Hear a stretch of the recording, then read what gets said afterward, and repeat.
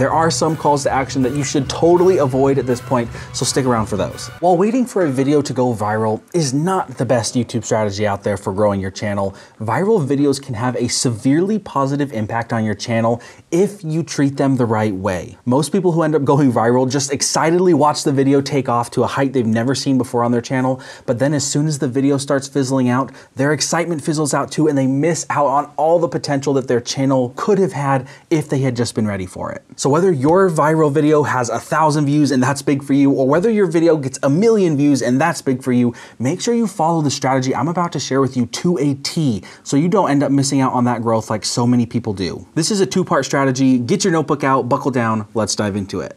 Part one of the strategy is what you can do on that video that's actually taking off. Now, this is a huge deal, right? Your video is taking off, it's getting more views than you ever have before. What do you do now? Because most likely you didn't plan for this video to take off. I know so many times we've tried to make viral videos, and oftentimes those are not the videos that actually do really well. It's a video that we never expected to take off that ends up going farther and farther and farther. So the first thing that you need to think about is engagement, engagement, engagement. You have to engage the people on this video. Now you might be thinking, well, that's obvious. I'm always in the comments. I'm always reading what people are saying. I'm always liking or hearting their comments. No, I get that. You need to engage them in a specific way. You need to make sure that they feel like you are the person they want to continue to watch and follow. Because this is a big deal for you, right? This viral video is a huge deal for you and your channel, but most likely for the audience watching your video who's never come to your channel before, this is just another video. You just happen to get their attention, you happen to get them to click on their video, and so you need to make this interaction stand out. So when you're going on and you're commenting on people's comments, when you're responding to them, when you're hearting their comments, you need to do it in a way that makes them remember it, that it feels special. I know YouTube has those auto-generated comments, you know, it's just like, thanks a ton, or glad you're here, thanks for watching.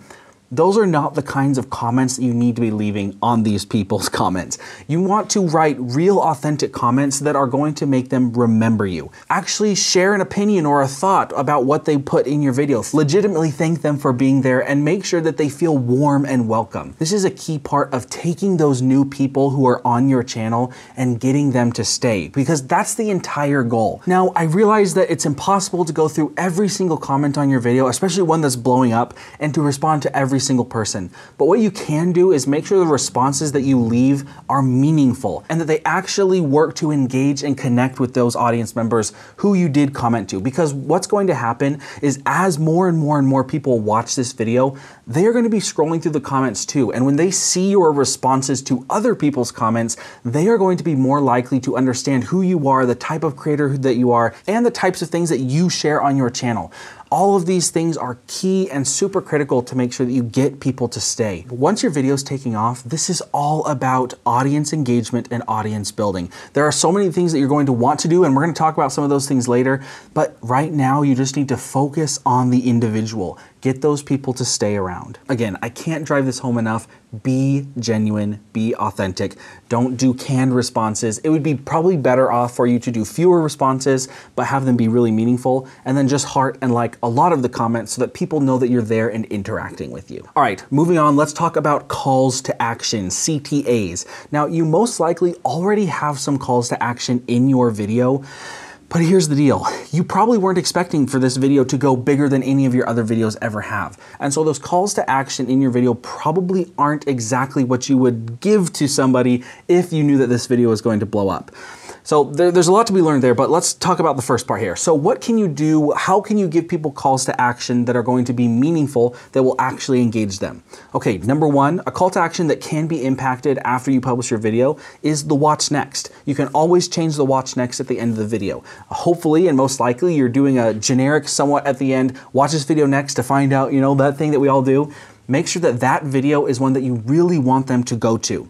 And so what that could look like is a video that's very closely related to the one that you publish, something that you know is going to resonate with these people watching. Maybe you don't have that video published yet, and we're actually going to talk about that later on in this video, a little bit of content strategy after you have a video take off. Something you can and probably should do is to look at the pinned comment under your video. Maybe you have one, maybe you don't. If you do have one, it's totally okay to change it to something that's a little bit more meaningful, that's going to be more impactful to a a wide and more broad audience. A lot of times on these videos, for example, we'll leave a pinned comment, you know, what did you guys think about this one? Do you agree? Do you disagree? Let us know. Like, we'll do that type of comment. Those are great, but that might not be the call to action that you want to give, you know, 20,000 or 30,000 or 40,000 people who are brand new to your channel. So think about that call to action. What can you do to get them to comment? What can be meaningful? You know, maybe you make a promise to them. Maybe you change it and say, for every person who comments, I will respond to your comment. It's a big promise, but that would be so meaningful to someone who's brand new on your channel and has never watched one of your videos before. Something else that you can do is you can edit the description of your video. Now, this is really important, but not everyone goes into the description, you might say.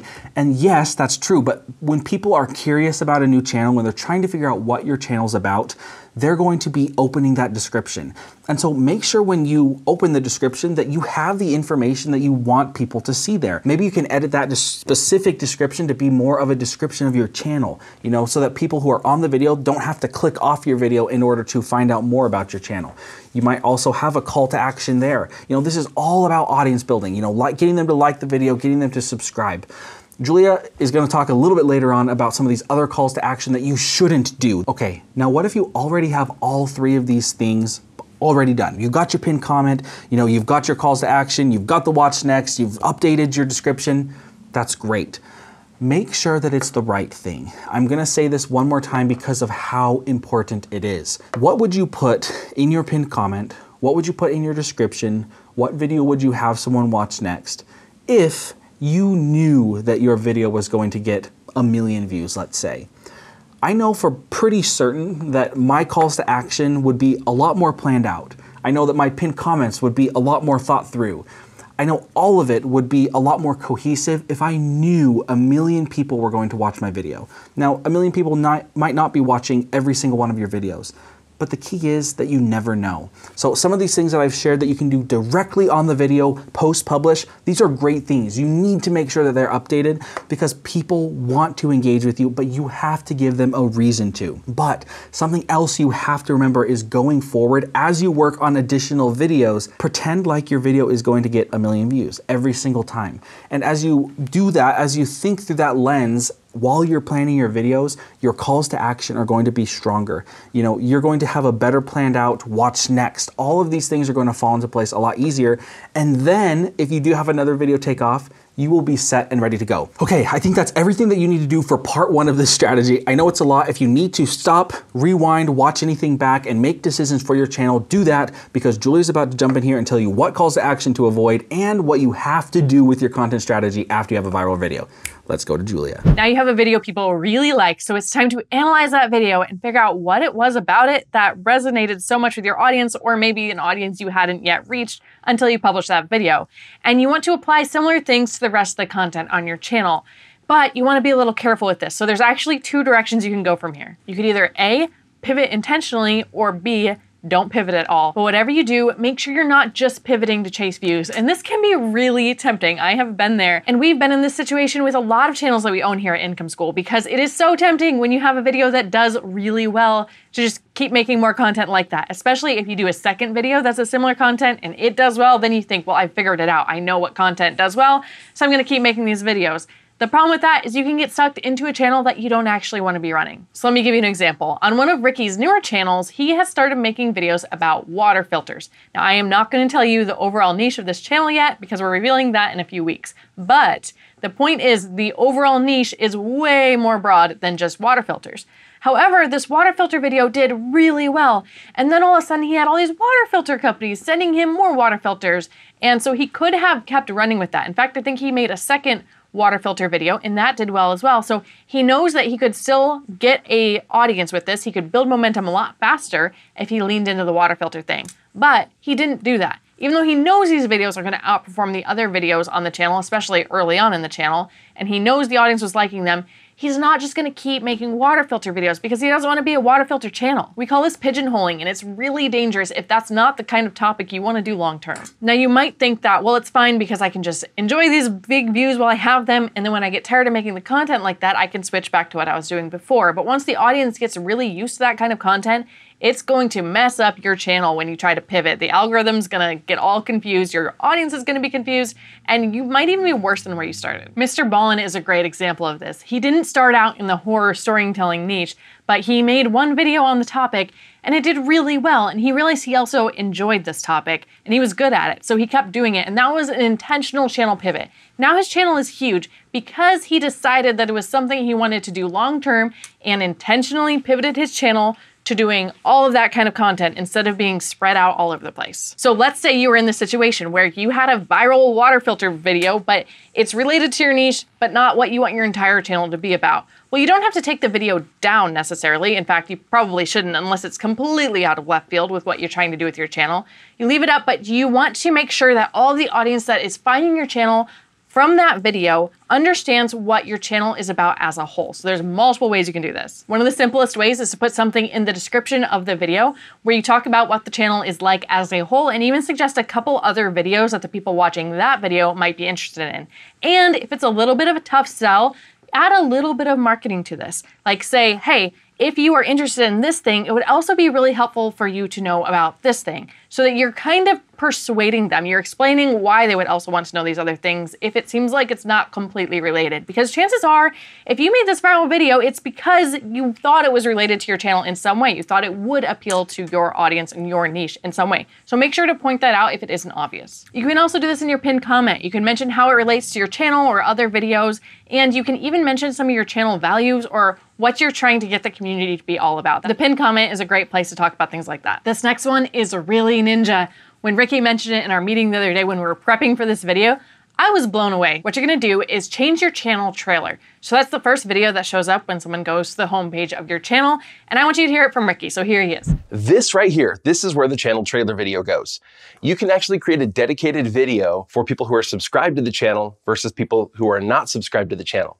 And so what I would do is I would have a dedicated channel trailer for people who aren't subscribed that helps them understand what the content on your channel is about, both the content that you already have as well as the content that you intend to be adding in the future.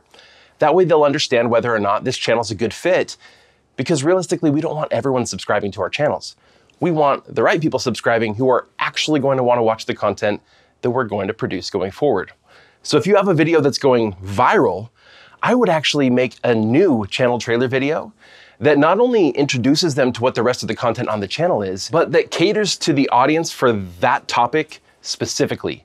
For example, you may say in specific instances, we do videos on self-defense, like this one, but we also cover lots of other topics related to emergency preparedness. The purpose of this channel is to help people be prepared in any situation that they may find themselves in. Not everyone who watches your viral video is going to be interested in subscribing to your channel, and even the ones who are, they're not all going to go to your channel homepage, but a certain percentage of them will. So we want to give them the best opportunity to see what your channel's about and know whether or not it's a good fit for them. That's how we're going to get the right subscribers on the channel, not just a bunch of dead ones. I know that seems like kind of a big one, but don't put too much pressure on yourself. You can always change your channel trailer later once this video dies out. Just try to get something up there so that you can really utilize all of this new traffic that you're getting. And while you're at it, update your channel banner so that people know when you publish, and a couple quick things about what your topic is on. The idea here is that when they come to your channel, you want them to know exactly what it is about and if they want to stick around. And you want to be very upfront about this, because you really don't want people coming to your channel thinking it's about one thing because of this one viral video, but then being dead subscribers because they find out later that that's not what your channel is about. That's really not going to be good for your channel in the algorithm's eyes, so it's not worth it, even if you would be getting more subscribers out of it. This is also a really good time to make a community post about what is coming up next on your channel, and do the same thing with some social platforms like Instagram or Facebook if you are on those. Now, here's another thing you have to be careful of, and I think a lot of people fall into this trap. I am a big fan of monetizing early. However, if you monetize off of this one viral video, if you try to point people towards a product or an affiliate link really hard on this viral video, the problem is that they are the newest people to your channel. They aren't really loyal yet. They're at the top of the funnel. And so you want to warm them up to your channel a little bit, work on getting them to be loyal to your channel before you try to immediately sell to them. However, further down the road, once they are loyal customers, you can start monetizing even with less than 500 subscribers, so find out how to do that there. And if you want to find out why we kind of hate viral videos, watch this video here. Wishing you the best, see you channel makers. I was blown away. Why? Change the battery.